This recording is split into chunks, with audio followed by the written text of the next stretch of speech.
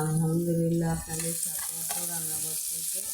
এখানে দেখেন আমি করলা কাঁচুর ভাজি করবো। সরি, আমি খালি সারাক্ষণ করলাই বলতে থাকি। কাঁচুর ভাজি করে নেব।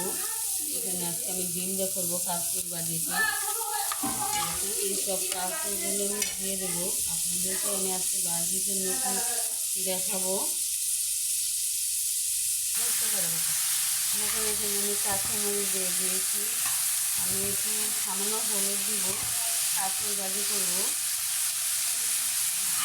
দেখেন আমি পরিমাণ মতো লবণ দিয়ে দিয়েছি। একটু সিদ্ধ হইতে দিব। এখানে আমি সামান্য হলুদ দিয়ে দিয়েছি, হলুদের গুঁড়া সিদ্ধ করে নেব। তারপর আমি ডিম দেব।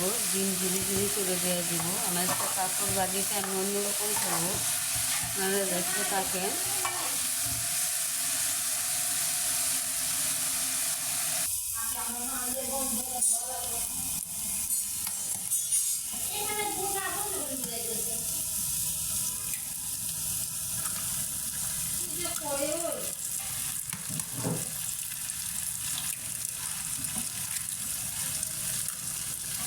দেখেন আমি কাঁচুর ভাজিতে 2টা ডিম দিয়ে দিয়েছি। আমি ছোটোবেলা আমার বাবার কাছ থেকে শিখি। কাঁচুর ভাজিতে ডিম দিলে ভালো লাগে, একদম ঝিরি ঝিরি করে।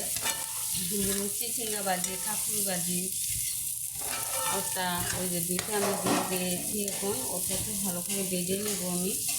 দেখেন কাঁচুর ভাজিটা মশলা কত সুন্দর হয়েছে।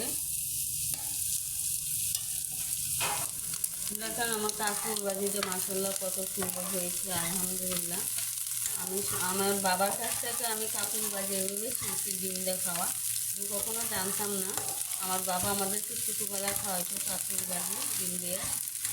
বাবা সবসময় হাঁসের ডিম দিয়ে খাওয়াইতো। আমরা তো হাঁড়ির মুরগির ডিম দিয়ে করেছি সবসময়। আমার বাবা এগুলো কাঁচুর ভাজি করে দেখুন কত সুন্দর হয়েছে, আলহামদুলিল্লাহ। আমার কাঁচুর ভাজিটা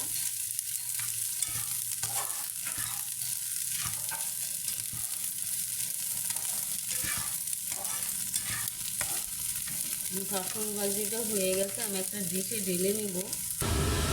দেখেন আলহামদুলিল্লাহ আমার কাঁচুর ভাজিটা কত সুন্দর হয়েছে, মাশাআল্লাহ। দেখেন আমি কাঁচুর ভাজি দিয়ে একটা ডিশে ঢেলে নিলাম।